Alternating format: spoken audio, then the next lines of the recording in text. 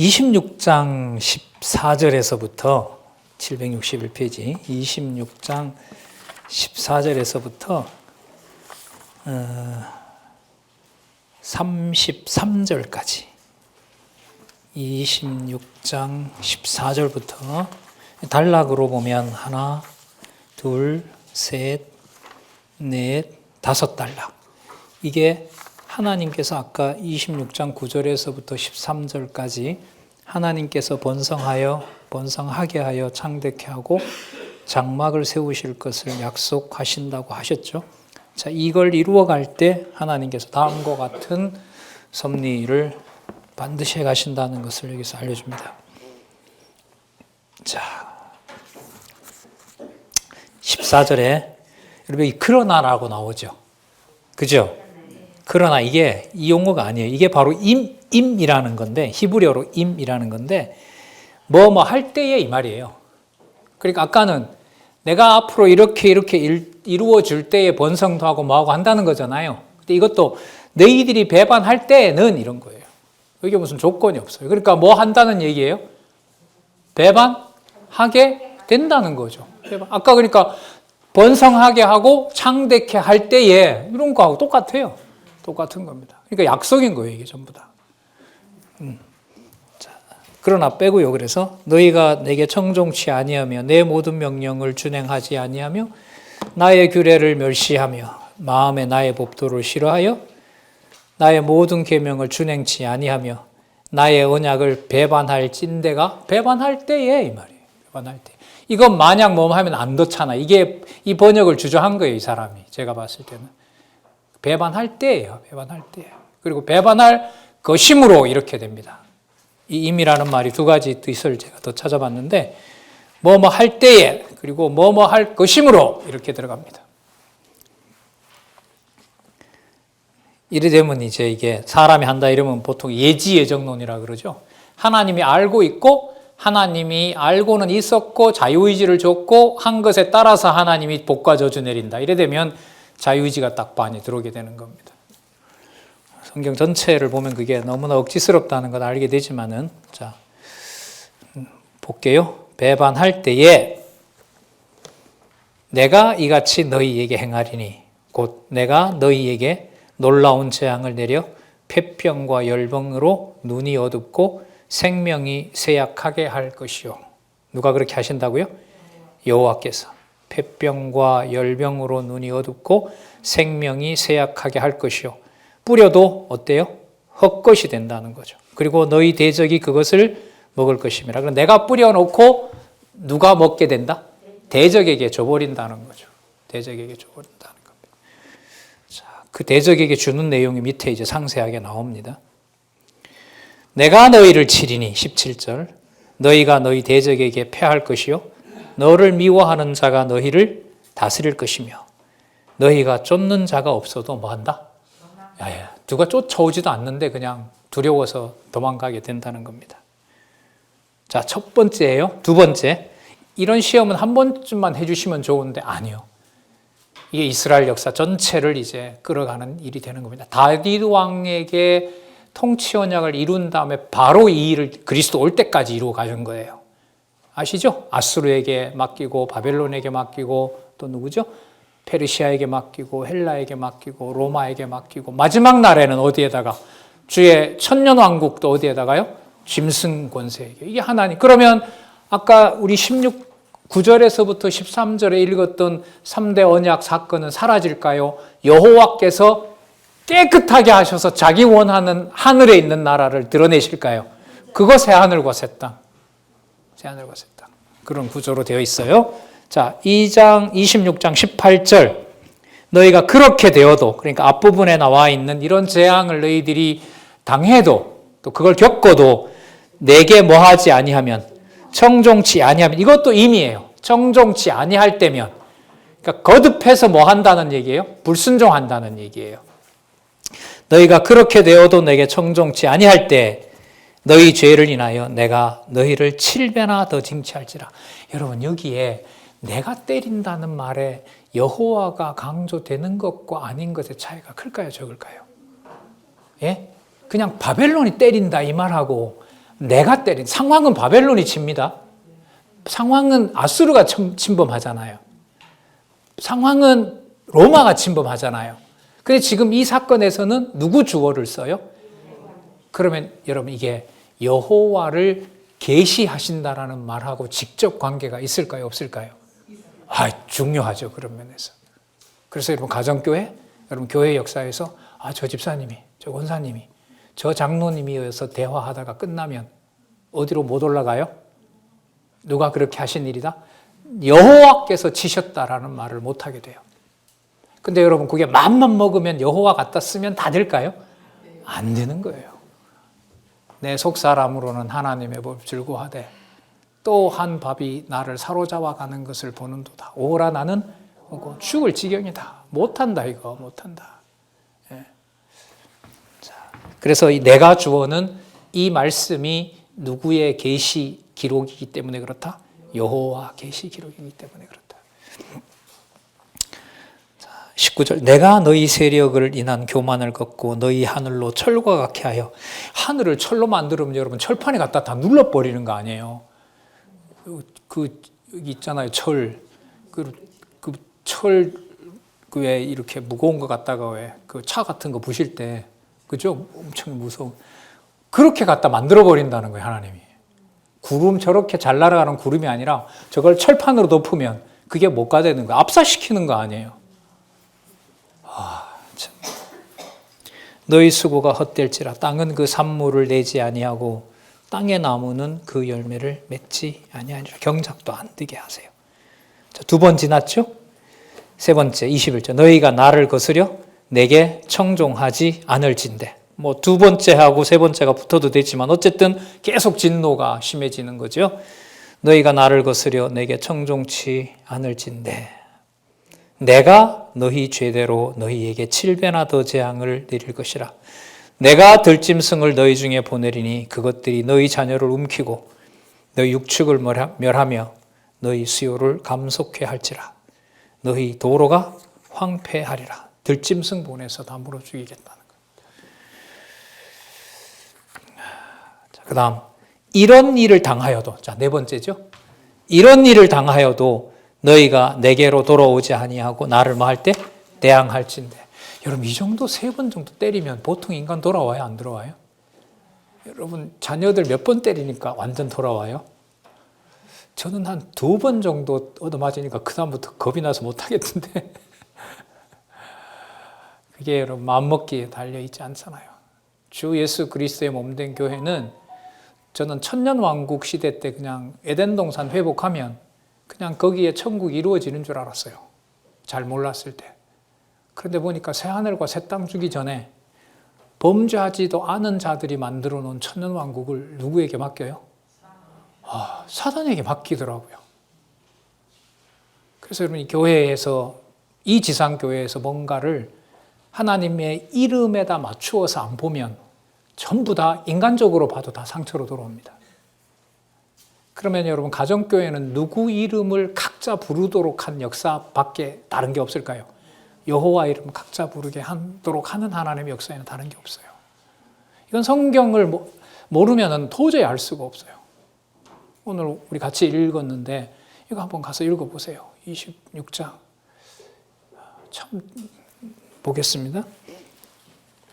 28절이죠. 내가 진노로 너희에게 대항하되 너희 죄를 인하여 7배나 징치할지니 여기 아니죠. 24절이죠.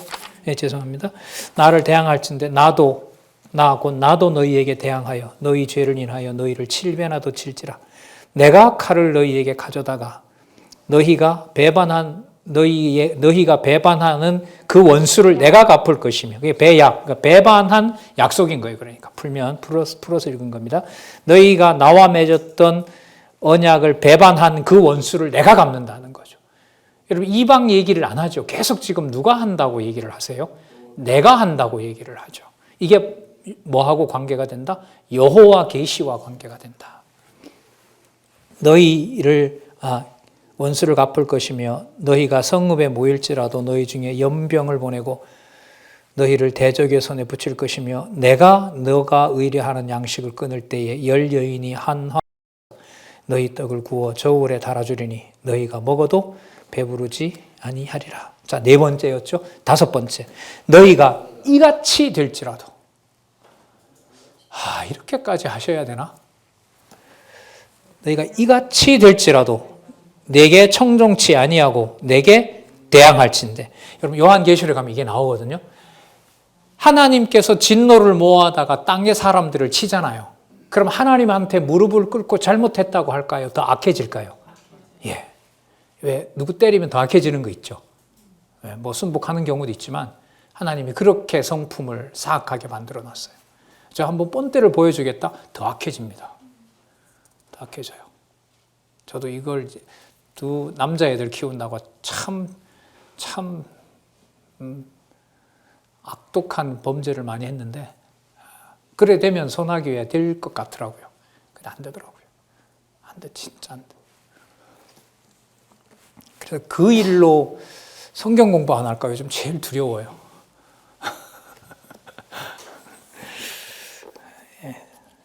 요즘에 그 아까 얘기했던 있잖아요. 나는 신이다. 그 JMS. 옛날 장안중앙교회 대치동에 있던 교회 바로 위에 있어서요. 대치동 2층에서 보면 거기가 다 보인대요. 그러면 수십 명의 170 이상의 아립다운 아가씨들이 정장을 하고 그 JMS 정명석이가 오는 길을 쫙 기다리고 있대요. 근데 그때 사건 이후로 구속이 됐는데 다시 나와서 범죄를 했고 지금 재판에 넘겨져 있죠. 자, 그걸 30년 동안 추적해온 단국대 수학과 교수가 자기 여자친구가 거기서 성폭행을 당한 거예요. 그리고 이제 추적해서 고발하고 국제수사협조해서 인터폴에 고발하고 막 이런 일을 해왔는데 그 집단들이 자녀 결혼하지 않았을 때니까 아버지를 폭행을 한 거죠. 네 다시 한번 우리 그거 하면 네 아버지 죽이겠다. 그래서 아버지를 폭행한 거예요.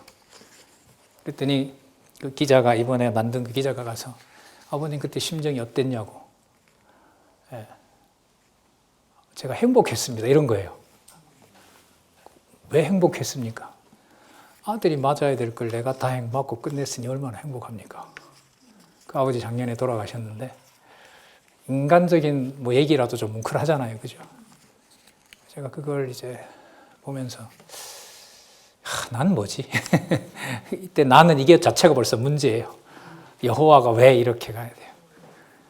제가 레위기 강의가 실수로 또 제가 한번 또 강의했잖아요. 요약 강의를 하라고 한 게 하나님께서 더 보라고 한 것 같아요. 제가 이 26장 한 10번째 보거든요. 근간에. 그리고 아까 내가라는 거. 내가 이렇게 한다라는 게 누가 살아계신 증거다. 여호와께서 살아계신 증거다.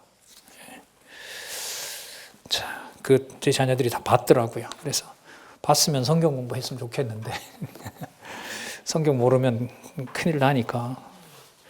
28절 내가 진노로 너희에게 대항하되 다섯 번째죠. 너희 죄를 인하여 7배나 더 징칠하리니 그러니까 앞에도 7배가 나왔는데 그보다 더 심해진다는 거잖아요. 29절 너희가 아들의 고기를 먹을 것이요 딸의 고기를 먹을 것이며 내가 너희의 산당을 헐며 너희 주상을 찍어 넘기며 이 산당과 주상에서 앞으로 뭘 하게 되죠? 몰렉 제사드립니다. 몰렉 신의 시펄겋게 달구어진 손바닥이 있잖아요. 그 위에 애를 장자를 올려야 돼요. 여기 보니까 그렇죠. 장자를 올려야 돼. 그럼 걔가 이제 탈 거 아니에요. 막 비명을 지르거든요. 그럼 그 비명 소리를 이 몰렉 신이 좋아한대요. 아이의 비명 소리를 제물로 받는다는 거예요. 그리고 다른 사람들은 듣지 못하도록 이제 주위에 북을 울린다고 얘기를 하거든요. 나중에 북, 남 전부 다 이 몰렉 제사 드립니다. 가나안 땅에 들어가서. 이렇게까지 해줬는데 이렇게까지 범죄하는 건 이 사람들이 진짜 나쁜 사람들이죠. 이렇게 말하면 앞으로 강론을 어떻게 이어가야 될까요? 그러니까 우리는 그러지 말아야죠. 이렇게 가는 거죠. 그러지 의지만 굳으면 좀 안 했으면 좋겠어요. 이런 걸. 진짜 안 돼요? 안 해서 안 하는 걸까요? 우리가 진짜 이런 걸 못 할까요? 마음만 먹으면 여호와 경외하는 거 아니에요? 아니에요? 하게 하셔야 돼요. 예. 너희 시체를 파상한 우상 위에 던지고, 그러니까 그 우상에다가 너희 자녀를 던져버리겠다는 겁니다. 내 마음이 너희를 싫어할 것이며 내가 너희 성읍으로 황폐케 하고 너희 성소들을 황량케 할 것이요 너희의 향기로운 향을 흠양치 아니하고 그 땅을 황무케 하리니 거기 거하는 너희 대적들이 그것을 인하여 놀랄 것이며. 누가 놀란다고요? 대적도 놀라요. 여호와를 불러서 이렇게 강하던 나라가 이렇게 처참한 지경으로 여호와가 아들과 딸의 살점이 목구멍으로 넘기는 그 일을 보고 이방인들도 놀라는 거예요. 그 이방인들도 누구를 경외하게 해요? 여호와라는 이름이 사무치는 거예요. 상상을 할 수 없던 일들이 여호와라는 이름으로 유대 땅에 일어나기 때문에. 여러분, 이 사건은 장차 아버지의 이름으로 온 그리스도가 뭐합니까? 처참한 수치를 당하고 그리스도의 죽으실 일을 어느 유대인이 그 장면을 보고 여호와의 아들이라고 생각하겠냔 말이죠. 하겠습니까? 할 수가 없죠.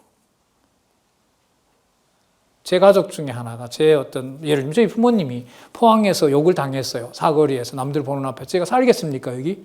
못 살죠. 살 수가 없죠. 근데 이게 이제 수백 년 동안 로마 때는 한 50만 죽이잖아요. 그 예루살렘 그 좁은 데서. 이 역사 속에서 여호와께서 살아 계시다라는 말을 여호와가 믿음을 안 주면 할 수가 있겠냐고요. 그러면 강요를 하면 안 되는 거죠. 그럼 조그만 일은 애한테 강요해도 되고 좀 큰 일은 내가 못하니까 강요하면 안 되고 이건 말이 돼요? 안 돼요? 안 되는 거죠. 안 되는 거죠. 자, 여러분 이 주석을 해놓은 걸 한번 읽어볼게요. 만약에 이건 개정판이 나오면 아마 달리 손 볼 거지만 95년도에 이 강론집을 쓰면서 자 단지 보자는 게 아니에요. 그래서 아까 말씀드렸죠. 어떻게 이 26장 내용을 제목 한번 보세요. 내가 내 백성을 뭐하게 해서 깨끗하게 만들 규례를 내가 뭐한다? 약속하는 내용이냐는 거예요. 근데 지금까지 33절까지 올 때는 여러분 깨끗하게 한다는 규례 아직 안 나왔어요. 깨끗하게 한다는 약속은 아직 안 나왔어요. 그러니까 밑에 더 읽어야 되는 거예요. 자, 어떻게 이 제목을 달 수가 있냐 말이죠. 깨끗한 내 백성으로 만들어낸다. 누구 방법으로? 내 방법으로. 내 방법으로. 자, 좀 더 보겠습니다. 자, 세 번째 단락 볼게요. 세 번째 죄송합니다. 765페이지 세 번째 단락. 요 제목으로 가기 위해서 저자는 나름 고민을 많이 합니다. 여기서. 여호와의 진노가 너무나 가혹한 것처럼 생각이 든다. 그러나 이러한 여호와의 진노는 여호와께서 이스라엘 자손으로 하여금 여기에 핵심이 나오죠. 여호와 하나님 경외하기를 배우게 하시려는 방편이다. 여러분 오늘 25장부터 본문 이때까지 나올 때 여호와 경외라는 낱말이 나왔어요? 안 나왔어요? 나왔죠. 그래서 이게 저는 이 저자의 신학적 견해라고는 여기질 않는 거예요. 이게 여러분 매우 중요해요. 이 책에서. 자, 방편이라는 말은 앞에 안 나왔어요. 여호와 하나님 경외한다라는 건 아까 안식년을 베풀면서 목적이 어디에 있다? 여호와를 경외케 하려는 데 있어요. 그래서 여러분 이 강론집이 만약에 여기에서 이 부분에서 이 상황에 대해서 칼빈이 말하기를, 이 상황에 대해서 박윤선 박사는 주석하기를, 이 상황에서 루터의 주석에 의하면 이게 만약에 이 책에 들어갔다면 성경 신학 총서는 여호와 계시 절대 진리를 증명한 저서가 아닙니다. 어디 있는 개념을 따라가야 돼요? 성경 개념을 따라가요. 그리고 앞에 얘기했던 개념을 소개해야죠. 그래서 이게 95년도에 96년도에 나왔기 때문에 이 작업이 이제 18권 갈 때까지 끝나고요. 2018년에 나왔던 1권에 가면 이 사건이 끝났을 때 신학적인 의미를 부여할 때 어디까지 다 들어와요?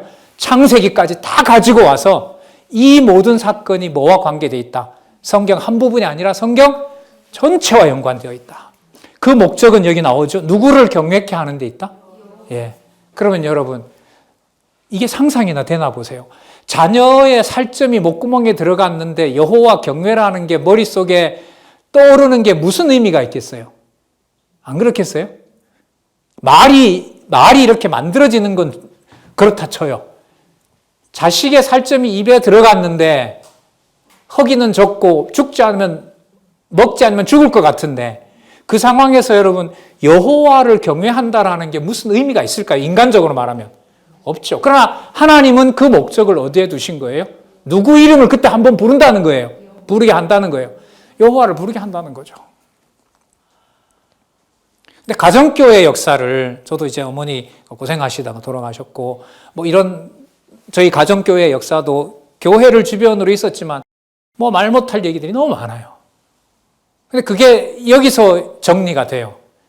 그 모든 과정들이 내보다 배우지도 못했고 나보다가 좋은 삶을 살지도 못했지만 그들이 하나님의 백성이었다면 누구 이름 부르게 하고 간 거다. 누구를 경외하도록 한 과정이었다. 그렇게 정리해야지. 어머니처럼 아버지처럼 할머니처럼 우리 할아버지처럼 저러면 안 되고 이런 건 아니잖아요. 그런 해석하려면 굳이 성경신 나가면 필요가 없어요. 네. 자, 누굴 탓하고 성경을 수십 년 공부하고 성경을 못 보는 사람이 제일 안타까워요. 창세기부터 계시록까지 나름 다 공부했는데 어느 한순간에 어느 한 것 때문에 그 사람에게 꽂혀서 그 사람의 어떤 시술 때문에 성경 자체를 못 보게 되는 게 가장 안타까워요. 그럼 제가 2009년에 가서 1년 후에 체제개혁이 단행되면서 노회가 없어졌잖아요. 목사님들이 한 30명 다 나가버렸잖아요. 본인들은 이 스타일, 이거 가지고는 안 되고 다 목사의 어떤 직을 유지하는 방법은 노회를 다시 만드는 수밖에 없으니까. 근데 이제 저자가 걱정이 되기도 하고 해서 그렇게 이제 저한테 질문을 하더라고요. 이 성경을 기준으로 이렇게 기록한 거잖아요. 성경 신학이라는 게. 다 그걸 나가기 전에는 다 그렇게 확인했고. 사람이 미우면 성경은 성경대로 들어올까요? 저보고 이런 질문을 하는 거예요. 원론적인 답으로 보면 여호와께서 하게 하시겠죠. 이게 답이겠죠. 그죠? 근데 그게 이제 그런 답이 아니라 이제 감정을 이렇게 얘기하는 거기 때문에. 저는 목사님 싫으면 저 강론집 안 돌 것 같아요. 내 중심대로 성경을 볼 것 같아요. 맞다 하더라도 저 성향은 못 볼 것 같아요. 그런 줄 알았는데 돌아오더라고요, 사람들이. 네. 우리 분리된 지 한 7년 지났죠? 약간 화해, 그런 말들이 솔솔 나와요. 지난주에 한 분 또 돌아가셨거든요, 장로님이. 참, 진짜 좋아했죠. 물론 이제 저쪽으로 가셔서 좀 안타깝기도 한데, 하나님이 왜 이런 일들을 하실까? 이런 생각을 더 많이 고민하도록 하십니다. 죄송합니다. 이 사이드로 좀 빠졌네요. 그러나 이러한 여호와의 진노는 여호와께서 이스라엘 자손으로 하여금 계속 여호와 나오네요. 그죠? 여호와 하나님 경외하기를 배우게 하시려는 방편이다. 그러므로 여호와 하나님의 진노는 아주 진멸하는 것으로 끝내지 아니하시고 조금은 남기셨다가 이 상황에 남는 게 뭐가 있어요? 뭘 남기신 거예요? 남는 거 하나 있죠. 뭐가 남았어요? 여호와 이름. 됐잖아요. 여호와 이름 남겼잖아요. 여호와 하나님의 진노는 아주 진멸하는 것으로 끝내지 아니하시고 조금은 남기셨다가 반드시 다시 회복해 주시는 것이다. 그래서 그 다음 내용입니다. 아까 여러분 땅 빌려주고 사오고 그런 거 함부로 하지 말라 그랬어요. 그 땅은 내 거라고 못을 박았어요. 그러면 이방이 와서 더럽혔더라도 그 땅을 누가 회복하셔야 돼요? 우리가 손 못 대니까 누가 해주셔야 돼요? 당신이 되셔야죠. 그 땅 거룩한 땅으로 만들어 주셔야죠. 보겠습니다. 너희가 대적의 땅에 거할 동안에 너희 본토가 황무할 것이므로 땅이 뭐 한다? 야, 여러분 이방이 짓밟았고 우상이 판을 쳤는데 그 땅이 뭐 한다고요? 안식한대요. 언약 백성들이 범죄하던 땅이 아니니까 언약 자손들 다 드러내니까 그 땅이 쉰다는 거죠. 이런 논리가 어디 있습니까, 세상에. 그때 땅이 쉬 안식을 누리니 너희가 그 땅에 거하는 동안 너희 안식 시에 쉼을 얻지 못하던 땅이 그 황무할 동안에는 쉬리라. 여러분, 대신년이 더 끔찍해요. 이런 방식으로 이방에 짓밟히는 게 더 끔찍해요. 그런데 하나님이 보실 때 참 안식은 어느 과정이 더 하나님 보실 때 좋은 방법이에요? 이방이 와서 짓밟을 때 한 사람도 자기 백성의 땅에 남기지 않을 때. 가정교회가 그리스도의 몸된 교회라고 한다면은 누구 방법대로 그 교회를 거룩하게 하실까요? 그래서 우리로서는 인간적인 얘기인데요. 한 사람이라도 그 진리의 말씀으로 그 가정에 있느냐 없느냐는 제가 볼 때 너무 중요한 것 같아요. 그래서 우리 이런 말 하죠. 아무도 안 해도 뭐라고 해요? 아무도 안 해도 혼자라도 한다는 거 있죠. 그게 여러분 가정교회를 빼고 생각할 개념이 아니에요. 옛날에 어떤 자매가 저는 뭐 결혼도 안 할 거고요. 저는 혼자 살 거고 그냥 부모도 나이 드시면 돌아갈 건데 저하고 가정교회가 뭔 상관이 있어요. 제가 3년 전에 이 질문을 탁 듣고 이 전달이 뭔가 안 되고 있구나. 아니면 교회 개념을 서로들 차이가 너무 많구나. 그러면서 이제 다시 생각하는 계기가 됐는데 오늘 답이 나오잖아요. 누구 이름을 보존하게 한다? 누구 방법대로? 여호와 방법대로. 계속 그 땅에 살며 하면서 아니요. 다 쫓아내서 풍비박산내서 당신의 이름 부를 자를 회복하신다는 거죠. 주의 몸된 교회이기 때문에. 36절 너희 남은 자에게는 여기 남은 자가 나오네요. 너희 남은 자에게는 그 대적의 땅에서 대적의 땅에 남긴다는 거죠. 내가 그들의 마음으로 약하게 하리니 그들은 바람에 불린 잎사귀 소리에도 놀라 도망하기를 칼을 피하여 도망하듯 할 것이요 쫓는 자도 없어도 엎드러질 것이라. 그들을 쫓는 자가 없어도 칼 앞에 있음같이 너희가 천답하여 넘어. 천답하다는 말이 여러분 되게 안 좋은 말입니다. 짓밟힌다 이 말입니다. 땅에 그냥 짓밟힌다 이 말이에요. 너희가 대적을 당할 힘이 없을 것이요 그리고 너희가 열방 중에서 망하리니 너희 대적의 땅이 너희를 삼킬 것이요 너희 남은 자가 너희 대적의 땅에서 자기 죄로 인하여 쇠잔하여 그 열조의 죄를 인하여 그 열자같이 쇠잔하리라. 여러분 어디에 잡혀간 데서도 망해요. 이방에 가서도 망합니다. 하지만 돌아오는 자도 있어요. 이게 어디에서 성취가 되냐 하면 에스더에서 성취가 되잖아요. 에스더서에 보면 이 페르시아 왕이 120도에다가 유대인들을 흩어놓잖아요. 그리고 하만이 이 하만 사건도요, 진짜 이거 보통 사건 아닙니다. 하나님의 진짜 주권인데, 3월 달에 12월 24일, 12월 25일 새벽이 되면 3월 달에 공문을 내려보내요. 3월 달에 지금쯤 공문이 가는 거예요. 올해 12월 25일이 되면 127도에 있는 유대인을 모두 다 죽여라. 4, 5, 6, 7, 8, 9, 10, 11, 12. 여러분 우리가 앞으로 2달 후에 전부 다 죽인다라는 걸 우리가 만약에 들었어요. 사는 게 사는 걸까요? 근데 그 방법이 무슨 방법이었냐면 하만을 어디에다 달아버리고 장대에다 자기가 만든 거고 127도에 있던 유대인들이 살아나면서 그 유대인들이 불렀던 이름을 누가 부르게 해요?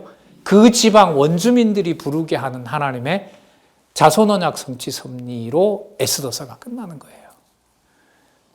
그래서 여러분 로마서에 잘 아시잖아요. 깊도다 하나님의 지혜와 지식에 부여하며 누가 먼저 갖고 그걸 누가 생각을 했겠으며.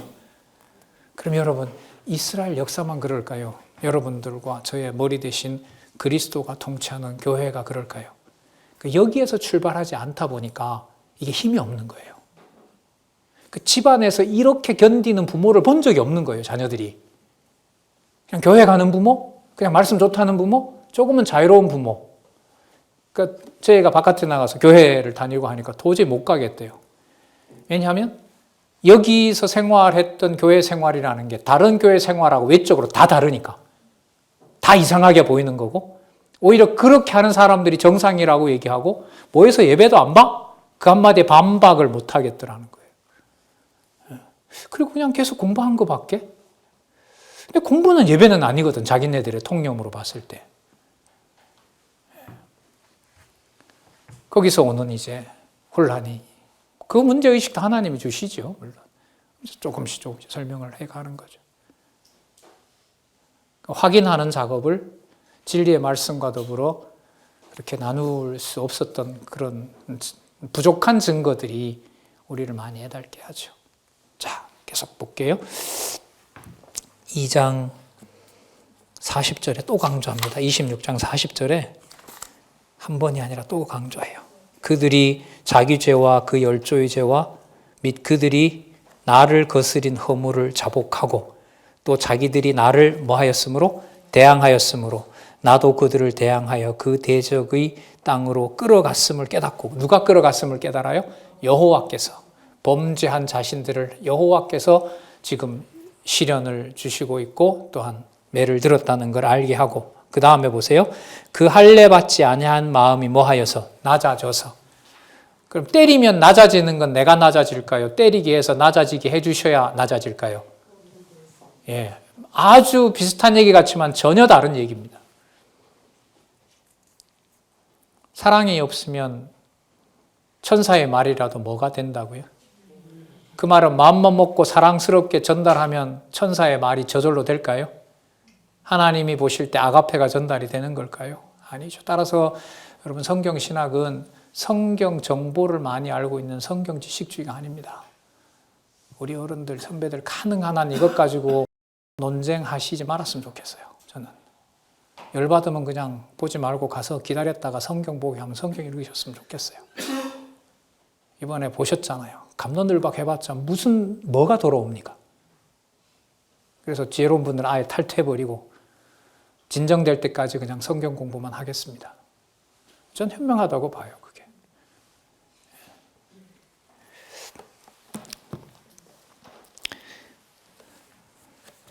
자, 41절에 보시면 나도 그들을 대항하여 그 대적의 땅으로 끌어갔음을 깨닫고 그 할례 받지 아니한 마음이 낮아져서 그 죄악의 형벌을, 여기 보세요. 뭐라 그래요?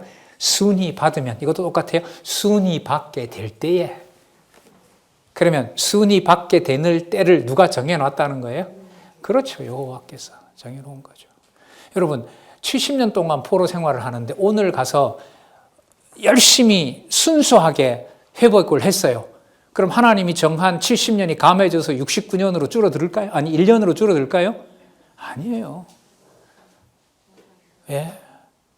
430년 기다려야 돼요. 430년 정확하게 채워야 가나안으로 가지 429년 12월 29일이라도 못 갑니다. 그게 그거 아니냐? 아니, 하나님 이름 부르게 하는 데는 그게 아니에요. 자, 순위 받게 될 때에, 야, 보세요. 여기 하나님이 여기서 뭘 깨닫게 하는지, 내가 누구와? 이게 야곱이 왜 나와요, 여기에? 야곱의 이름 뭐예요? 이스라엘. 12지파와 관련되고 지금 성별과 관련된 거. 내가 야곱과 맺은 내 언약과 이삭과 맺은 내 언약을 생각하며 아브론과 맺은 내 언약을 생각하고 그 땅을 권고하리라. 그 땅을 돌아보겠다는 거죠. 안식했던 땅을 돌아보게 된다는 거고 다시 회복시켜준다는 겁니다.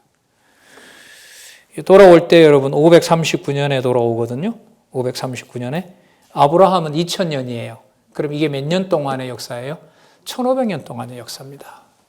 1500년 후에 이루실 하나님의 약속이라고요. 그러면 1500년 동안 과정으로 보면 하나님 백성을 포기한 것처럼 보이죠. 근데 포기해요, 안 해요? 잡혀가도 안 하게 하신다는 거잖아요. 그러면 사단에게 잡혀가도 하나님 누가 하신다는 건 놔두셨으면 좋겠다. 여호와가 하신다는 것은 건들지 마십시오. 이것만은 건들지 마십시오. 이런 간절함이 생기는 거예요. 모든 성도의 바람이 다 그거 아니겠어요? 모든 분들에게 성령이 하나님의 지체들이고 또 한두 가정 혹은 여러 지체들 모여서 공부하고 거기서 인간적으로 꺼내놓지 못할 것 다 겪고 30명이었던 교인이 10명에서 6명, 6명에서 2명, 건물은 30평 얻어놓고 혼자 건물세를 물어가며 닫아야 되나 말아야 되나. 그분이 계획을 잘못해서 그렇죠. 여호와 경외하게 하시는 거 맞을까요? 레위기 이거 자꾸 반복해서 강의해야 되는 답을 제가 알았다니까요. 오늘 저거 만약에 녹화가 안 되잖아요. 안 돼도 좋아요. 지금 심정은. 또 보죠. 또 읽어보고 싶거든요.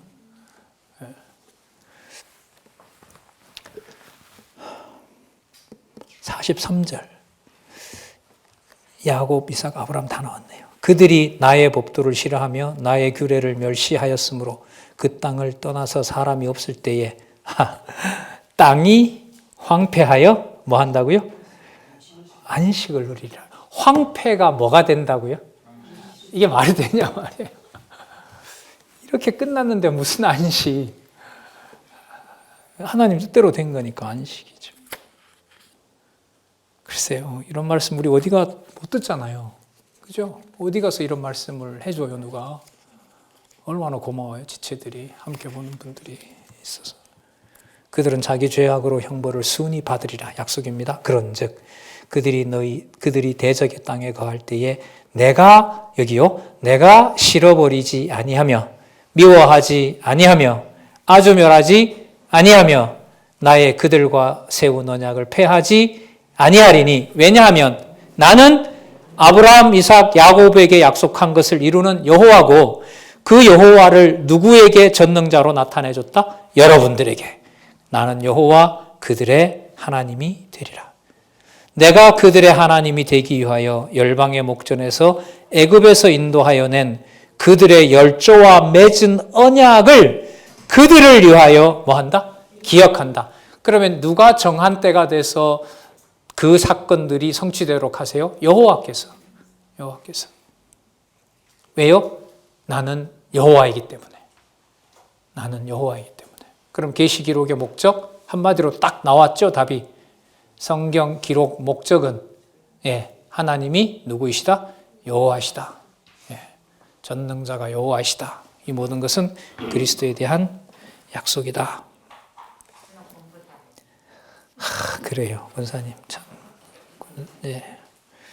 그래, 같이 보니까 진짜 좋습니다. 저도.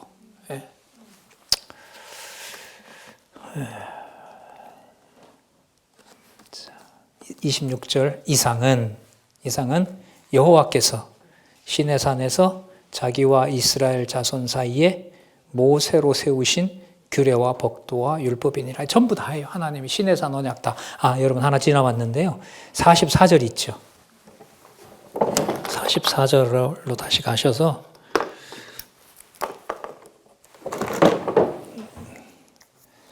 44절로 가셔서 그런즉 그들이 대적의 땅에 거할 때에 내가 실어버리지 아니하며 아주 멸하지 아니하며 나의 그들과 세운 언약을 폐하지 아니하리라. 아까 43절에 황폐와 안식이 함께 나왔죠. 황폐와 안식이 함께 나왔죠. 자, 그걸 조금만 설명을 더 드리도록 그렇게 하겠습니다. 여러분 43절과 44절이 앞으로 이루실 내용에 대한 약속 맞죠? 분명하죠? 여기대로 성결규례의 약속. 그러니까 누구 방법으로 하나님 백성 만드신다? 하나님의 방법대로 그걸 얘기해 줬죠? 이걸 나중에 구약성경 마지막 선지서죠. 선지서의 43절과 44절이 전부 다 이루어집니다. 지금부터 말씀드리면 여러분 하실 거예요. 그래서 이사야서 제목이 의미가 뭐라고요? 때리고 싸매심. 볼까요? 황폐하는데 안식 주잖아요. 맞죠? 예레미야는? 그렇죠. 다 뽑아버리고 황폐한 걸로 끝낸 것 같잖아요. 그런데 뭐 하세요? 뽑고 심죠. 127도에 흩어놨는데 누가 돌아와요? 누구 능력으로? 끝난 거 아니에요. 흩었지만 모으시죠. 바벨론에 침략당하고 페르시아의 종로로 타는 그 다니엘이 다 보잖아요. 거기서 어떻게 돌아옵니까? 다 멸한 것처럼 보이죠. 바벨론 지나면 돌아올 줄 알았죠. 페르시아가 섰는데요. 더 황폐화될 우려가 있잖아요. 그런데 아시잖아요. 에스겔. 흩었지만 흩고 모으심. 소선지서 12권은 다 하나로 묶여진다 그랬죠. 큰 주제가 아수르부터 로마까지 전부 다 제국들이 하나님의 언약 자손들을 뭐 한 것처럼 보이죠. 황폐화시킨 것처럼 보이죠. 맞죠? 그런데 누구 이름이 회복되는데 아무 문제가 없다?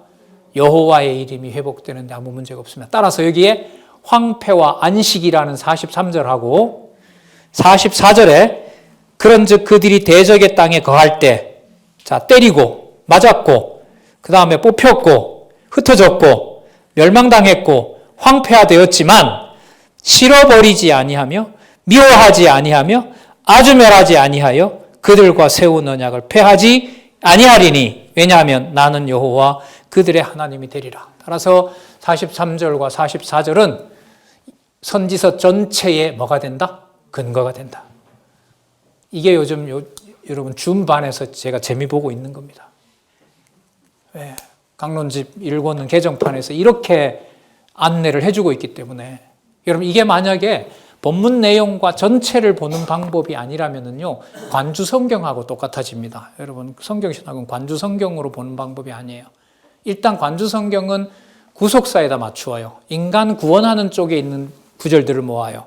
그러나 우리가 보셨지만 오늘 25장에서부터 26장까지 오는 동안 너희들을 내가 반드시 구원한다는 데 목적이 있어요. 여호와 경외하기를 배운다는 데 있어요. 분명하시잖아요. 근데 이거 눈으로 확인 안 해놓으면 넘어간다니까요. 여기 보세요, 형제님. 이거 이런 힘든 상황인데 이 구절대로 하나님 해주신다고 했잖아요. 거기로 마음이 가요. 100% 갑니다. 자, 그래서 여러분 43절, 44절이 선지서와 연관이 된다. 선지서 뭐와? 구조 전체와. 그러면 여러분 선지서에 가면 이 지금 말씀드린 이런 내용들이 근거 구절로 소개가 될 거야 안 될까요? 됩니다. 레위기가 등장합니다. 나중에 여러분 신명기 가잖아요. 신명기 28장에서 이 약속을 또 하십니다. 그럼 신명기 28장이 또 선지서 읽는데 근거가 됩니다. 그 근거가 된다는 말은 모세에게 언약했던 대로 이사야와 예레미야와 에스겔과 다니엘 시대에 뭐 된 것이다? 성취됐다는 거 아니에요. 성취됐다는 거. 자, 46절 이상은 여호와께서 시내산에서 자기와 이스라엘 자손 사이에 모세로 세운 규례와 법도와 율법이니라. 자, 그래서 26장이 그러면 이거 확인할까요? 죽인다는 약속입니까? 내 백성을 내 방법으로 반드시 내 백성 만들겠다는 약속입니까? 여러분 여기서 이렇게 처참한 얘기가 나왔는데 어떻게 이런 제목을 달까요? 누구 중심이 아니면 이 제목이 안 나올까요? 그렇죠. 뭐 자식의 고기가 어떻고 저떻고 그런데 인간적으로 확 가버리면 이 제목이 안 달려요. 그럼 우리 여기서 여러분 잘 아시는 것처럼 성경 개론이 4차 개정판이니까 5번 나왔거든요. 87년도부터 2019년까지 나왔잖아요. 완결판이라고 지금 저자는 제시를 해놓고 있고 오류가 있으면 알려달라고 지금 기다리고 있는 거고 앞으로 저 같은 사람이 할 일은 그런 거겠죠. 자, 그러면 26장을 가지고 한 번만 말씀을 드릴게요. 이런 제목들이 전부 성경의 근거를 둬야 됩니까? 안 둬야 됩니까? 둬야 되겠죠. 그럼 성경의 근거를 둔다는 말은 누구 중심의 제목을 붙인다는 거겠어요? 여호와 중심으로. 근데 여러분 오늘도 아마 수백 편들의 설교가 올라와 있을 거예요. 한국교회 유튜브들 나오니까. 여호와 계시 중심으로 단 설교 제목이 여러분 내기할까요? 이런 거 하면 안 되는데. 100편을 임의로 틀었을 때 여호와 계시 중심으로 간 설교 제목이 있을까요? 없을까요? 글쎄요. 주일날 강론하지 않습니다. 한국교회는. 그럼 도대체 뭔 일이 벌어지고 있는 걸까요? 여러분들과 저에게. 여기서 인간이 뭔가를 하는 걸, 또 인간이 뭔가를 이걸 잘하기 위해서 운영한다? 그럼 바로 저주죠. 자, 그럼 여러분, 요 제목만, 헌물의 성결결의 약속, 요 제목만 여호와 중심으로 잡은 걸까요? 나머지도 다 그런 걸까요? 그 제가 2009년에 올라가서 지금까지, 처음서부터 끝까지 대번 다 확인한 거 아닙니까? 제목을 이렇게 달았으므로 여호와 계시이고 성경은 하나님의 말씀이고 하나도 땅에 떨어지지 않는 진리의 말씀이다. 그거 여러분들도 관심을 가지시고 다시 이렇게 뵙게 된 거죠. 네. 여러분 26장에서 아까 연결을 했죠. 하나님이 분명히 성결하게 하신다는 약속이죠. 그럼 27절에 하나님을 경외하라고 했으니까 하나님을 경외하고 싶은 마음을 하나님이 줬겠죠. 그죠? 하나님을 경외하라고 했는데 내 마음대로 막 경외할 수가 있을까요?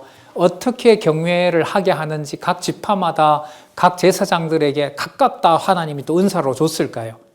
은사로 주셨죠. 그게 여러분 27장 내용이라고 보시면 돼요. 27장 내용에 보시면 27장 1절에서부터 8절에 보면 여호와께서 누구의 값을 정해드리는 규례를 명하세요? 서원자. 이 서원제는요, 화목제의 연장입니다. 화목제는 뭐냐면 1년에 있는 속죄제를 대제사장이 하나님 앞에 갔을 때 그 속죄일 제사를 하나님이 안 받아주면 이스라엘 모든 백성의 죄가 사해져요? 사해지지 않아요? 사해지지 않아요. 그러면 누구를 하나님이 살려줘야 되고 제사를 받아들여줘야 돼요? 제사장을. 그러면 백성들이 가지고 왔던 제물들도 하나님이 뭐 해주신 거예요? 받아주신 거죠. 그러면 하나님과 뭐가 이루어져요? 화목이 이루어져요. 그게 화목 제물입니다. 그럴 때 사람들이 뭐 하냐면 감사의 찬양을 부르게 돼요. 감사제가 되는 거예요. 그리고 하나님이 허락했으니까 다음 주부터 내가 가지고 있던 11조를 누구에게 마음 편하게 갖다 줄 수 있어요. 제사장에게 편하게 갖다 줄 수가 있고 내 허물을 위해서 제사도 드릴 수가 있는 거죠. 그러니까 화목제가 중요해요, 안 해요? 중요해요. 이럴 때 앞으로 이런 여호와만 섬기겠습니다라고 할 때 소원이 생겨요. 그 소원을 뭐라 부르냐면 서원이라고 그래요. 기도하다가 네 주의 종 되라 이렇게 제처럼 막 중학교 2학년 때인가 그런 거 말고 그런 거 아니에요. 여기도 아마 계실지 모르죠. 예. 그게 감사제의 연장인데 그 서원제도 내가 마음대로 제멋대로 하도록 할까요? 하나님께서 그걸 수행하면서 하나님을 깨닫게 할까요? 여호와를 경외하도록 할까요? 후자죠. 그걸 지금 알려주고 있어요. 그러니까 감사도 여호와께서 여호와의 뜻대로 하게 하세요. 여러분 형제 사랑을 여러분 당장 아실 거예요. 내 좋다고 내 기분대로 옆에 있는 지체를 도와요. 형제가 다 기뻐할까요? 부담스러운 게 훨씬 더 많을까요? 네, 후자가 훨씬 많아요. 네, 그래서 하나님께서 진리의 말씀으로 깨닫게 해주셔야 되고 인도해 주셔야 되고 세워 주실 뿐만 아니라 뭐도 해야 되고 양육도 해주셔야 되고 또 무장도 하게 해주셔야 되고 또 투쟁도 하게 해주셔야 되고 거기에서 이런 어려운 정황에서도 누구 승리한다? 주 예수 그리스도의 교회는 승리한다. 이걸 여호와께서 계시해 주시는 거죠. 그래서 잠시 있다가 하나님께 드리는 헌물, 서원제에 대해서도 하나님께서 마음대로 드리는 게 아니라 이런 것들이 나한테 잘 드려지도록 감사도 하나님의 마음에 맞도록 하게 해주신다. 그러면서 자 출애굽기 19장에서부터 레위기까지의 전체 신해선 언약 수립을 마무리하고 예언으로 얘기하시고 앞으로 있는 절차도 감사도 내가 해줄게 라고 하나님이 딱 못을 박아주는 내용이 됩니다. 이게 27장이 됩니다. 하나만 더 말씀드리면 지금 26장은 여러분 첫 번째 판, 둘째 판, 돌판이 있었죠. 첫 번째 판 다음에 깨버리잖아요. 근데 하나님 다시 주셨죠. 그게 이제 어디까지 왔냐면 26장까지 왔거든요. 27장 내용에 가면 이것도 또 신의 사단에 준 거라고 하는데 제가 봤을 때는 이건 좀 논의가 필요해요. 근데 뭐 그렇게 틀리진 않을 것 같아요. 이 저자도 여기서 소개를 해놓고 오늘 띄워놓고 있기 때문에 27장에 나타난 이제 여호와의 말씀은 아마 어디에서부터 출발했으니까 출애굽기에서 시작했으니까 출애굽기에서 시작한 19절이 어디에 와서 27장에 와서 전체 다 마무리되는 뉘앙스가 좀 있고요. 아까 26절 같은 경우에는 무슨 규례에 맞춰져 있으니까 이게 그렇죠. 성화 규례의 선포와 관련해서 약속과 관계되어 있으니까 이거는 다시 깨어진 그 돌판을 하나님이 어떻게 완성해 주시는 쪽으로 그렇게 이게 지금 본문에서 반복되는 걸 별로 의미 없게 여깁니다. 구약 신학자들은. 그러나 성경 신학은 그게 아니다. 분명히 그 순서대로 놔둬야 된다. 그걸 좀 강조하려고 했던 겁니다. 예.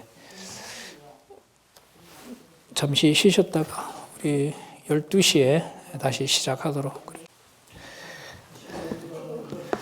네, 시작하겠습니다. 자, 27장 헌물의 성별 규례. 이제 헌물의 성별 규례는 하나님께 하나님만 경외하면서 제사장에게 제물을 가져오고 그걸 하나님 섬기는 데 써달라고 하는 건데, 그 마음도 또 그 방법도 하나님이 다 처리해 가신다는 것을 보여줍니다. 볼게요. 여호와께서 서원자의 값을 정해드리는 규례를 명합니다. 여호와께서 모세에게 일러 가라사대 이스라엘 자손에게 고하여 이르라. 자, 여러분 여기에 이스라엘에다 수식어를 붙여볼까요? 애굽에서 단지 나온 백성이에요? 아니면 앞으로 수천 년 동안 여호와 백성이라는 걸 다 확인받은 이스라엘이에요? 다르잖아요. 보세요. 구조적으로 연결을 시키니까 이렇게 달라지는 거예요. 적어도 여러분 여기 이스라엘 앞에다가는 출애굽기 몇 장부터? 19장부터 레위기에 나타난 시내산 언약을 통하여 하나님의 택한 백성이라고 인정을 받은 이스라엘에게 이래 되는 거죠. 같은 이스라엘 아니에요. 이게 연결 안 시키고 되냐 말입니다. 여호와께서 모세에게 일러 가라사대 이스라엘 자손에게 고하여 이르라. 사람을 여호와께 드리기로 서원하였으면 너는 그 값을 정할 테니 저의 정한 값은 20세로 60세까지는 남자이면 성소의 세겔대로 은 50세겔로 하고, 여자이면 그 값을 30세겔로 하여 5세로 하며 5세로 20세까지는 남자이면 그 값을 20세겔로, 여자에게는 10세겔로 하여 1개월로 5세까지 남자이면 그 값을 은 5세겔로 하고, 여자이면 그 값을 은 3세겔로 하거라. 60세 이상은 남자이면 그 값을 15세겔로 하고 여자는 10세겔로 하라. 그러나 서원자가 여기 보세요. 가난하여 너의 전가를 감당치 못하겠으면 그를 제사장 앞으로 데리고 갈 것이요 제사장은 그 값을 정하되 그 서원자의 뭐대로? 형세대로 값을 정하되, 아무것도 없고 이거밖에 없는데 그걸로 정하라는 겁니다. 이걸 하나님이 하시는 거예요. 여러분 여기서 남녀 차별을 말하는 걸까요? 아니면 여호와께서 여호와의 희생물임으로 여호와께 드려진 것이므로 여호와의 구별하심을 강조하려는 걸까요? 그렇게 가야죠. 지금까지 내용이 뭐였어요? 성결케 하는 거잖아요. 구별케 하는 거 아니겠어요? 그 여호와를 1개월부터 5세였고 아까 또 60세까지니까, 그러니까 태어난 아기부터 누구까지 60세까지 전부 다 누가 원하는 내 백성으로 만들어 놓았다? 내가 원하는 백성으로. 그 기억하게 하는 게 뭐예요? 거기에 따라서 그 세계를 정해주는 거죠. 세계를 정해줘요. 그 20세에 해당하는 이 세계들 같은 경우에는 50세까지는 거기에 있는 장정들의 몫을 제사장들이 다 감당해 줘야 되잖아요. 왜 범죄할 수도 있고 뭐 할 수도 있고 사고들이 얼마나 많겠어요. 그럼 거기에 세계들은 거기에 맞게끔 제사장에게 내면 제사장은 그걸 가지고 자기 직무를 수행해 주는 거죠. 그러니까 이게 바로 누구를 거룩하게 하시겠다는 확증이에요. 여호와의 백성을 거룩하게 하시겠다는. 몇 살부터? 태어날 때부터 60세까지. 자, 뭐 그 이상도 맞겠죠. 그래서 그 이상은 다 이제 짐 터는 거예요. 그리고 이제 공약만 받다가 가면 되는 거예요. 모든 직무에서 해방이 되는 거죠. 그리고 오직 여호와만 섬기고 장로가 됐으니까 70만 60이 넘었으면 그 동족들이 대우해주고 이제 그렇게 하다 가는 거겠죠. 그리고 생축 소원물도 정한 대로 드리게 하는데 9절에 보면 13절까지 생축 소원물의 값을 정하여 드리는 규례를 명합니다. 이거 꼭 9절에 보면 사람이 예물로 여호와께 드리는 것이 생축이면 소원물로 여호와께 드릴 때는 다 거룩하다. 그렇기 때문에 10번째 게 너무 좋다고 욕심을 내지 마라. 내가 그렇게 한 거고 목적이 나를 경외하는 거니까 다른 것 갖고 대체하지 마라. 그럼 다른 거는 너 거냐 이렇게 되는 겁니다. 목적이 그러니까 여호와께 속했다는 걸 알려주려는 거예요. 그런데 보니까 내가 탐심이 나. 저거 내 걸로 바꿨으면 좋겠고 그러니까 쩔뚝거리는 걸 갖다 집어넣어. 그걸 이제 제사장 앞에 내리면 속였어요. 그럼 가져온 이것은 자기 거예요? 아닌 거죠. 그러니까 누구 말을 안 들으면 방법이 없어요. 여호와가 정해준 말을 듣지 않으면 서원제도 끝나는 거예요. 감사제도 끝나는 거죠. 그걸 여러분 사람의 육의 몸으로 할 수가 없고 오직 여호와가 하신다는 것을 마태복음에 가면 땅으로도 하지 말고 하늘로도 하지 마라. 맹세하지 말라. 여호와를 섬기는 이는 선지자, 왕, 제사장으로 온 누구밖에 없다. 메시아밖에 없다. 그래서 내 안에 거해야 된다. 나를 본 자가 아버지를 봤다. 그래서 그리스도의 사역을 통해서 그리스도가 이루시는 겁니다. 지금은요. 그리스도의 거룩함을 그리스도는 지금 천상에 계시고 성령이 내주하시는데 진리의 말씀을 기록한 성령의 말씀을 따르지 않고 교회의 거룩성이 가정교회의 하나님 중심적인 귀한 보배의 거룩성이 보일까요? 안 보일까요? 진리 안에서 교제함이 없이 저와 여러분이 하나님 앞에서 같은 생각으로 진리를 위해서 살아간다는 게 가능할까요? 안 할까요? 불가능합니다. 불가능합니다. 그래서 이제 시간이 지날수록 이렇게 와서 함께 아까 권사님은 공간이 좋다 그러셨는데 마찬가지죠. 조금 그래도 먼저 보고 확인하고 그런 작업을 해서 여러분들이 들으실 만한 유익함이 있다기 때문에 이제 제가 계속해서 어쨌든 오게 되잖아요. 그리고 진리 안에서 교제하는 거 이걸 빼고는 다음 세대의 교회에 구별된 거, 교회라는 말이 에클레시아잖아요. 어디로부터 뽑아냈다는 말 아니에요. 그 자체가 거룩성이거든요.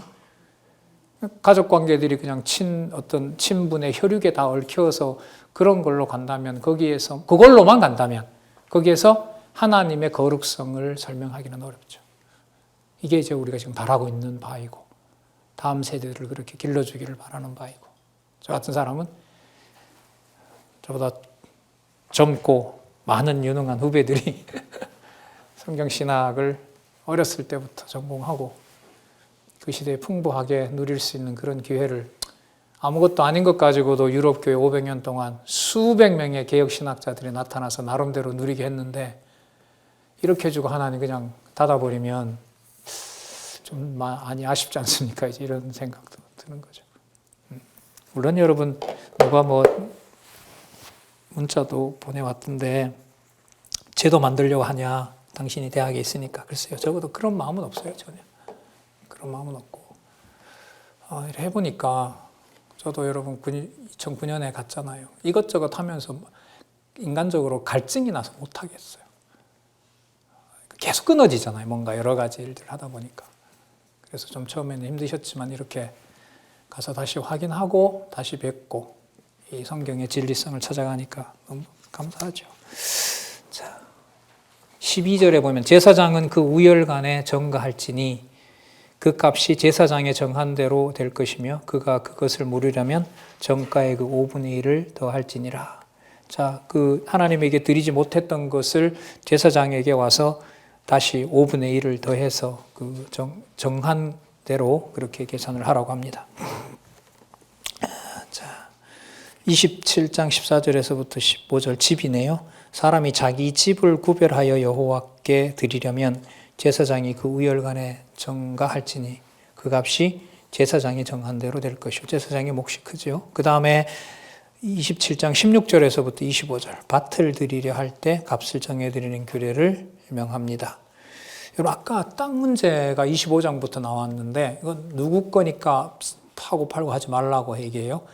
여호와 거라고 분명히 얘기하셨죠.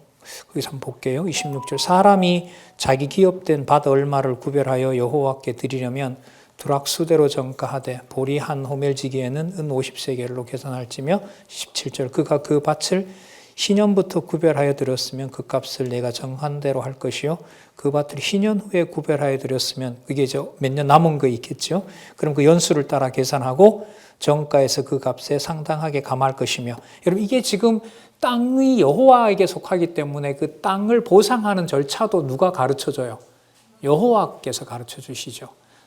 그 신학적 해석을 하나 하면 유럽 교회를 저렇게 버리고 아시아 쪽으로 하나님의 교회를 확장하게 한 거 누구의 방법대로 된 걸까요? 그렇죠. 그거예요, 바로. 왜 저 가정교회의 방식이 아닌 이런 방식으로 우리 교회, 우리 가정교회일까? 그 방법을 누가 정한 걸까요? 아까 제사장이 뭘 정한다 그랬어요? 오는 사람마다 사정을 봐주면서 정하잖아요. 그럼 그 제사장은 장차 오실 누구이세요? 그리스도께서 오신 거죠. 다 같이 제사장의 성별의 혜택을 받지만 그 사람에게 해당하는, 그 교회에 해당하는 그리스도의 성별을 적용하는 것은 우리 기준이나 내 가정의 기준과는 달라요. 하지만 여러분, 고린도서에 또 나오죠. 손가락 천하게 보이는 것 하나가 오히려 뭐하게 보일 수가 있다? 귀하게 보일 수가 있는 거예요. 그러니까 사람 생각으로 성경 말씀에 바탕을 안 두면은 교회의 거룩성은 몰라요. 더 갈수록 그런 생각이 강하게 듭니다. 자, 21절. 희년이 되어서 그 밭이 돌아오게 될 때는 여호와께 바친 성물이 되어 영영이 드린 땅과 같이 제사장의 기업이 될 것이며 그 사람에게서 샀고 자기 기업이 아닌 밭을 여호와께 구별하여 드렸으면 너는 정가하고 제사장은 그를 위하여 희년까지 계산하고 그는 너의 정가한 돈을 그날에 여호와께 드려 성물을 삼을지며 그 밭은 희년에 판 사람과 곧 그 기업의 본주에게로 돌아갈지니라. 너의 모든 정가를 성소 세겔대로 하여 20게라를 한 세겔로 할지니라. 알려줍니다. 그러니까 여러분 21절에 여호와께 바친 성물이 되어 영원히 드린 땅과 같이 제사장의 기업이 될 것이로 여호와께 드렸어요.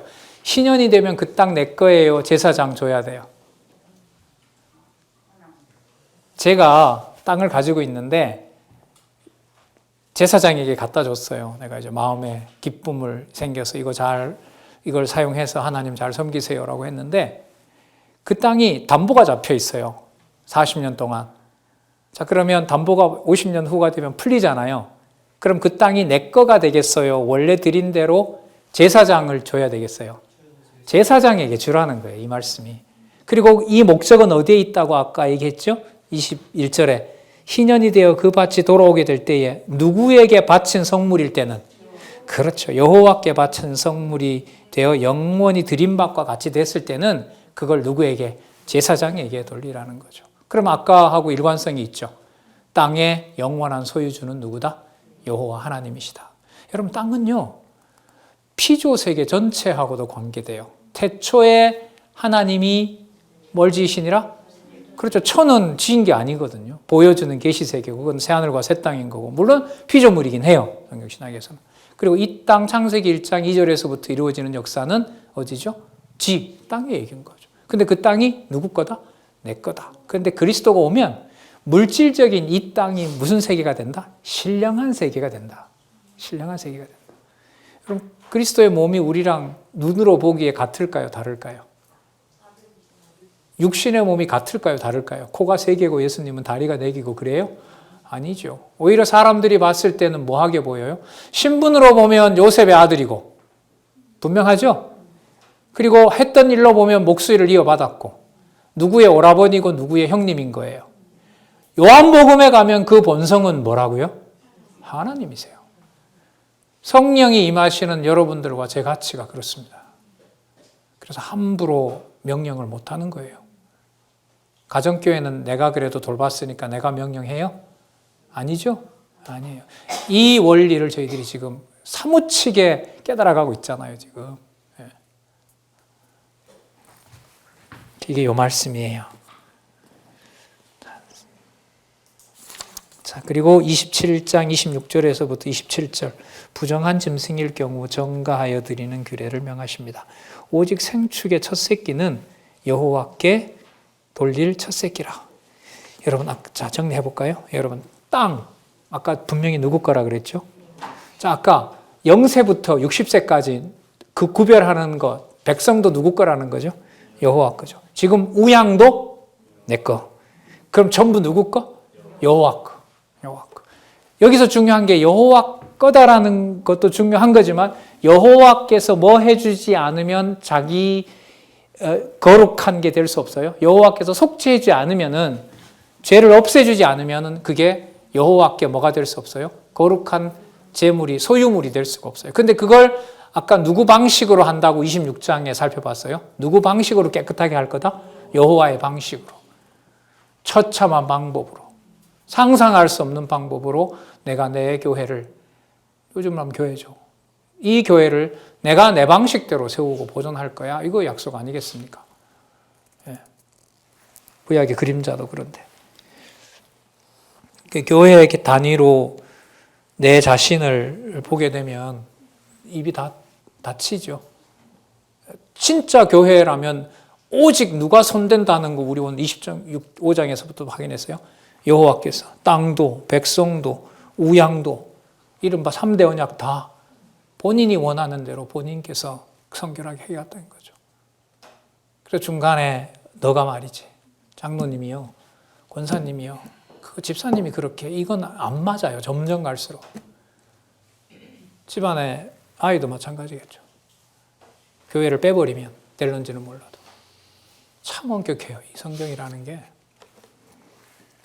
28절 오직 여호와께 아주 바친 물건은 사람이든지 생충이든지 기업에 바치든지 팔지도 못하고 속하지도 못하나니 여기 답이 나오네요. 바친 것은 다 여호와께 지극히 거룩함이니라. 지극히 거룩함이니라. 그러면 여러분 바친 것만 여호와일 걸까요? 바친 걸 통해서 전부 다 여호와인 것을 기억나게 하는 걸까요? 후자이지요. 예. 자, 29절 아주 바친 그 사람은 다시 속하지 못하나니 반드시 죽일지니라. 30절에서부터 33절 땅의 10분의 1은 무엇이나 바꾸면 속하지 못한다고 하십니다. 땅의 10분의 1 곧 땅의 곡식이나 나무의 과실이나 그 10분의 1은 여호와의 것이니 여호와께 성물이라. 사람이 그 10분의 1을 속하려면 그것에 그 5분의 1을 더할 것이요 소나 양의 10분의 1은 막대기 아래로 통과하는 것에 열째마다 여호와의 거룩한 것이 되니라. 우열을 교개하거나 골라내거나 바꾸거나 하지 말라. 바꾸면 둘 다 거룩하니라. 속하지 못하니라. 바꾸면은 한 게 여러분 가져와서 자기가 바꾸려고 하는 건 자기 거라는 게 증명이 돼야 되는데 그렇게 될 수가 없는 거죠. 전부 다 내 거니까. 그러니까 목적이 어디에 있는 거예요? 여호와의 구별된 백성임을 생각나게 하는 것이 목적이 있기 때문에 그걸 자기 욕심에서 저렇게 하면 나에게 이득이 된다고 바꾸는 게 무슨 의미가 있겠어요? 자기가 하나님 앞에서 주신 분복으로 하나님의 자녀 거룩한 백성 된 것을 깨닫게 하는 것이 하나님의 목적이기 때문에 이제 이걸 바꾸려고 하고 통치자는 재판 똑바로 안 하고 제사장은 가져왔지만 자기가 다 착복하고 땅에는 이방 신전이 서고 그럼 아까 26장에 보면 어떻게 해버려요? 하나님이 청소하셔야죠. 하나님이 다 청소하고 하나님이 원하는 바로 자손 땅 통치 언약을 이루셔야 되겠죠. 자, 27장 34절. 이상은 여호와께서 모세에게 명하신 계명이라. 이상은 여호와께서 시내산에서 이스라엘 자손을 위하여 모세에게 명하신 계명이니라. 그래서 여기 보면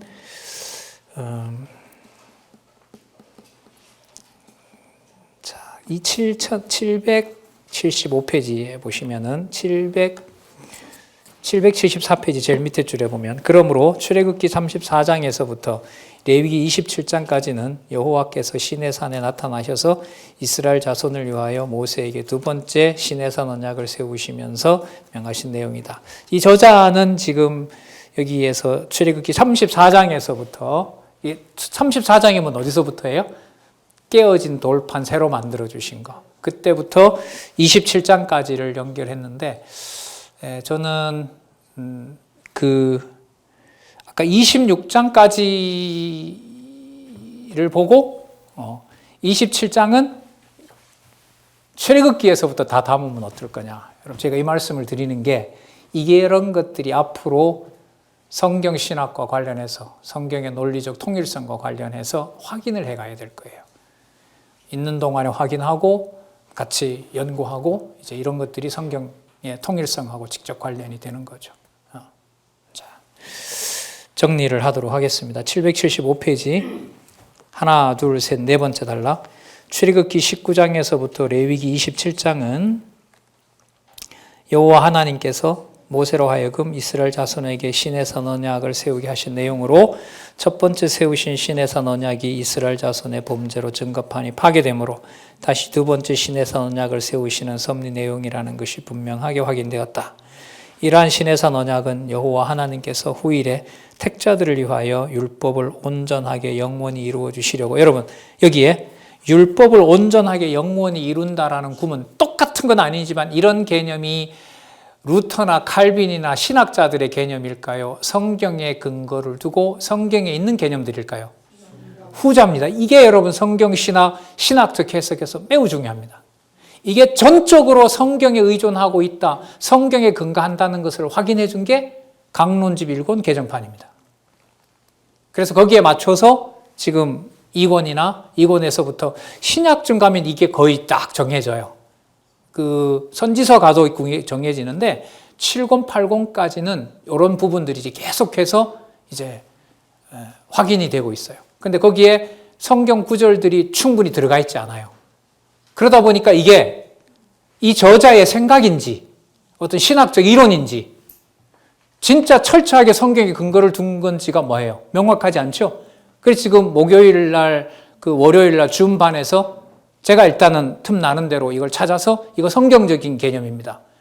이거 신학적 이론이 아닙니다. 이거 성경에 기반을 둔 겁니다. 여러분 그렇게 돼야 신학적 해석이 여호와 계시로 갈 때 어디에 바탕을 둔 누구의 말씀? 성경 본문에 바탕을 둔 누구의 말씀? 하나님의 말씀, 여호와의 말씀이 되죠. 그래서 저는 요즘 들여서 여기에 칼빈이나 박윤선 박사 안 나온 거 천만 다행이다. 그럼 여러분 칼빈을 넣으면 칼빈만 넣고 싶겠어요? 다른 신학자들 다 넣고 싶죠. 그럼 이제 혼란이 되는 겁니다. 성경만큼 분명한 근거가 어디 있어요? 예, 귀하게 여기시고 이건 이런 개념들 우리가 늘 쓰던 개념인가? 성경의 근거를 둬야 되는데 그럼 성경에 찾아보시고. 예. 예수 그리스도께서 신에서 언약 곧 율법 아래 나셔서 율법의 순종자로 오실 것에 대한 예표로서의 모형과 그림자적 섭리이다. 여러분 이거 제가 찾아왔거든요. 히브리서 7장 25절에 이 개념들, 중심 개념들이 잡혀 있어요. 그러면 히브리서에서 성취될 내용들을 여기서 제가 찾아온 건 9절이에요. 그러면 여러분 히브리서 9절만 소개를 연결을 시켰지 히브리서 전체 구조하고는 제가 연결 안 시켰잖아요. 그럼 히브리서 전체 구조하고도 연결이 될까요? 안 될까요? 더 돼야 되겠죠. 그렇죠. 낱말 맞추는 게 아니에요. 성경신학은. 관주가 아니에요. 성경신학은. 할 게 참 많죠. 이걸 이렇게 매 사건마다 성경을 통해서 전체로 확인하는 작업을 이거는 뭐 제가 해보니까 저는 그래도 공부하는 일이 제 일이었잖아요. 뭐 철학 때문에 학교에 강의도 나가고 뭐 하고 했지만은 그렇게 시간이 충분한 정도가 아니라 너무너무 부족하죠. 알면 알수록. 그래서 이런 공부를 더 이렇게 해갈 수 있도록 하나님 다음 세대는 안 보면 확인하지 않으면 다른 방법이 없기 때문에. 예. 저만 하더라도 뭐 신학자들한테 성경신학을 소개하려고 하니까 뭐 신학 박사 뭐 어떤 특정한 사람 연구해서 와야 된다고 하니까 저도 그렇게 한 거 아니겠어요? 그리고 이제 성경신학 소개하고 그러는 거니까요. 이 부분만 신학적 해석이 있는 것이 아니라 아까 살펴봤지만 매 단락마다 전부 모든 사건들이 누구와 관련이 돼요? 예수 그리스도와 관련되죠. 요약의 대가는 예수님 아니세요? 너희들이 성경에서 영생을 얻는 줄 알고 성경을 상고하거니와 그 성경이 누구에 대하여? 내게 대하여. 자, 처음에 예수님 성경 영생이다. 아브라함, 이삭, 야곱 그런 얘기 아니다 이거 아니에요? 영생이다. 육에 속한 거 아니에요. 영생이다. 그런데 그 영생이 누구 얘기다? 내 얘기다. 뭐 이걸 누가 건들겠어요? 이런 요약을. 예. 흉내는 여러분 알파고도 냅니다. 인공지능이 흉내는 내요. 강론집 20권을 전부 데이터베이스로 깔아놓으면 가장 핵심적인 개념을 카운트해서 얼마나 속도가 빠른지 1초에 읽어내는 단어가 여러분 놀라지 마세요. 30조개입니다. 사람 머리가 따라갈까요? 못 따라갑니다. 감정의 언어가 안 된다고 했는데 인공지능이 시를 씁니다. 시를 쓴다고요. 예, 이제 이런 상황에 저도 요즘 뭐 기사 쓰고 할 때 도움 받거든요. 예, 유료로 고급 정보를 줘요. 아마 어떤 일이 벌어질지는 모르겠는데 어쨌든 하지만 진리 안에서 교제는 누릴까요? 못 누릴까요?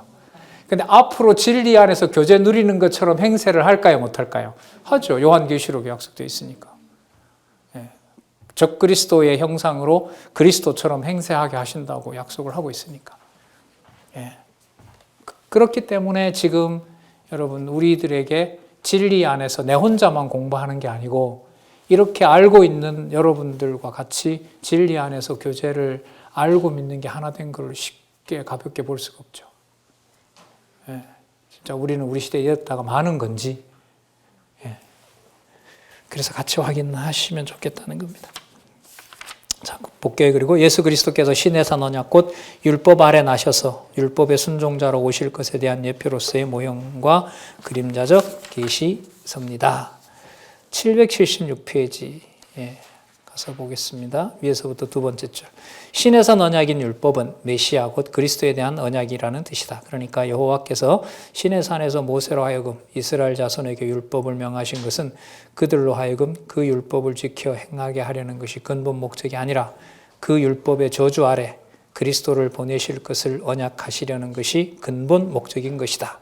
그러므로 여호와께서 이스라엘 자손이 율법을 범하고 저주 아래 있기 때문에 예수 그리스도를 보내는 것이 아니라 예수 그리스도를 율법의 저주 아래 보내려고 이스라엘 자손으로 하여금 율법의 저주 아래 있게 하려는 것이다. 그러니까 목적이 인간에게 있느냐 누구에게 있느냐 여호와의 계시에 있느냐 이게 이제 성경 신학에서 어디에 무엇을 강조하는지를 살펴볼 수가 있습니다.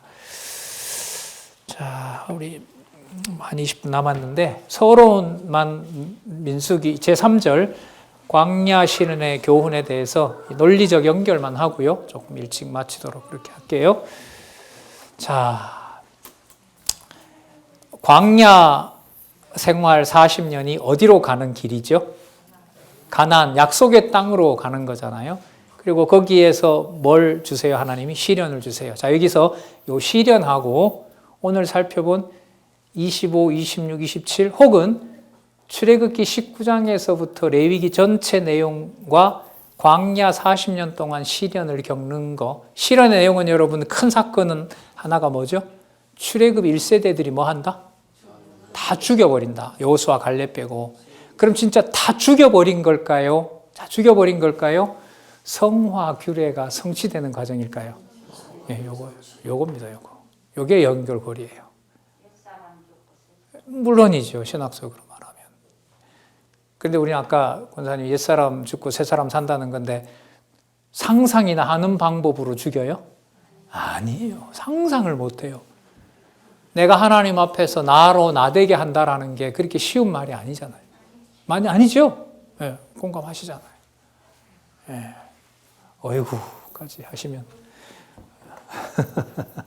시련을 주세요. 그럼 이 시련이 그러면 어디로 가나 잘 보세요. 이 모든 성화 규례를 하나님께서 전부 다 시련을 통해서 성취하시는 거라면 언약 자손을 죽이는 것이 아니라 언약 자손을 어디에 맞는 백성으로 만들어내는 거죠. 애굽에 있던 것들은 죽이잖아요. 그리고 어디에 있는 자로 살도록 맞춰가는 거죠. 어디로 갈 땅. 가나안 땅에 맞는 백성으로 만들어가는 과정이거든요. 이 시련이. 그게 아까 26장에 나왔죠. 그러면 26장은 역사 전체까지 설명을 해버린 거예요. 이걸 그러면 레위기와 민수기라는 게 떨어져요? 안 떨어져요? 안 떨어지죠. 그리고 여러분 실제로 문장을 봐도 여기 레위기 끝나고 그 다음에 접속사가 있어요. 접속사가 있다고요. 그리고 이러한 접속사가 있는데 우리 번역에는 번역이 안 돼 있어요. 본문으로 봐도 접속사가 있습니다. 자, 그러면 이 제목이 맞나 보세요. 광야 시련과 교훈은 애굽에 있던 습성들을 가지고 있는 백성들을 전부 하나님이 원하는 방식대로 깨끗하게 해서 가나안 땅에 약속된 내용을 이루시도록 하나님께서 자기 백성을 자신이 낳게 한 역사다. 맞아요? 그러면 창세기 37장에서 민수기 30장까지는 자손 언약 성취 섭리가 맞네요. 제목 맞죠? 예. 그리고 레위기랑 이 내용이 연결이 반드시 돼야 된다는 겁니다. 자, 그러면 그 시련을 통해서 그러면 교훈은 나오겠죠. 우리 보고 잘 살고 광야에서 잘 견디라는 게 목적일까요? 아니죠. 아까 답이 나왔잖아요. 누구를 경외케 한다? 네, 여호와 경외케 하는 것이 여호와의 목적인 겁니다. 여러분, 그러니까 오늘 본문에서 진짜 다른 거 다 기억이 안 나더라도 모든 내용, 안식년이고 뭐고 그런 데에서 최종적으로 무슨 개념만 남으면 가는 방향을 잊지 않죠? 여호와 경외. 그렇게 성경 보시면 돼요.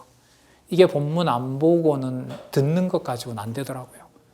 전 듣는 것 가지고는 안 돼요. 그래서 조금이라도 보시면 지금 레위기 같은 경우에는 금방 몇 절 지나가면 10분, 15분 지나가면 여호와 주어가 나오고 여호와 경외가 나옵니다.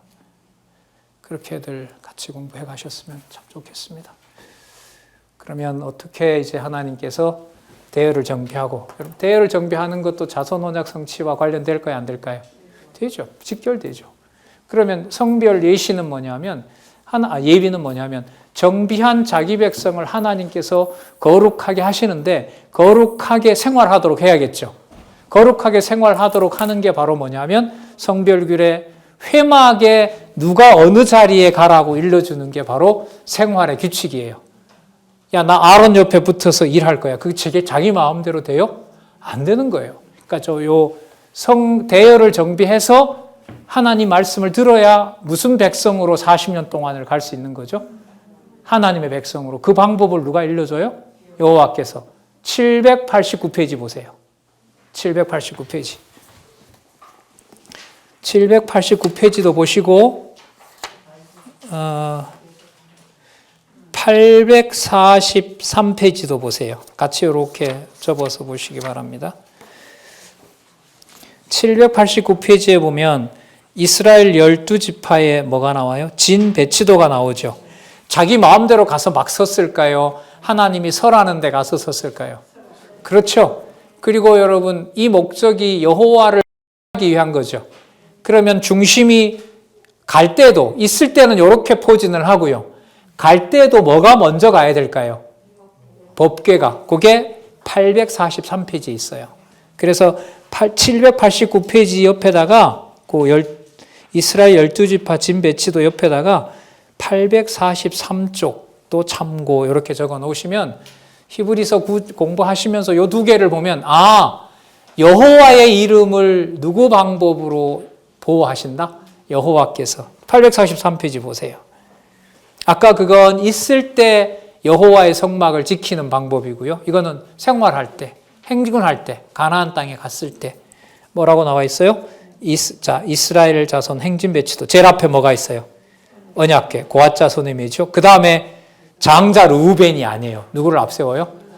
여기서부터 이제 이 유다가 등장을 해요. 어디에 근거해서 그럴까요? 창세기 49장. 창세기 49장. 네. 이제 다들 고개를 많이 끄덕이시네. 이제 연결이 잘 되고 있어서 참 좋아요. 진짜 장자는 에브라임인데 얘는 세 번째밖에 못 써요. 나중에 여러분 분국됐을 때 여호수아가 에브라임이 지파거든요. 나중에 장자 행세를 누가 해요? 에브라임이 해요. 왜? 에브라임이 가장 크게 된다고 하나님이 야곱을 통해서 약속했거든요. 그러니까 에브라임 자기가 제일 높다고 얘기를 해요. 반동의 주모자가 되죠. 근데 실제로 피로 보면 누구예요? 르우벤이 형님이죠. 하나님이 다 정리해버리세요. 사람의 능력으로, 사람의 그걸로 되는 게 아니에요. 하물며 여러분, 하나님의 교회는 어떻겠습니까? 하나님의 교회.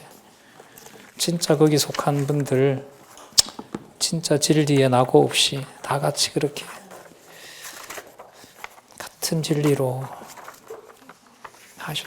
생활할 수 있고, 제 욕심에서는 가능한 한 오랫동안 계시는 동안 그렇게 이렇게 확인하고 또 각자 확인하고 그렇게 무장하고 투쟁하고 그랬으면 좋겠습니다. 오늘 수고하셨습니다. 기도하겠습니다. 하나님 아버지 감사합니다. 받을 수 없는 말씀, 상상할 수도 없는 말씀을 하나님 또 보게 해주셨습니다. 두렵고 떨리는 마음으로 하나님 간구합니다.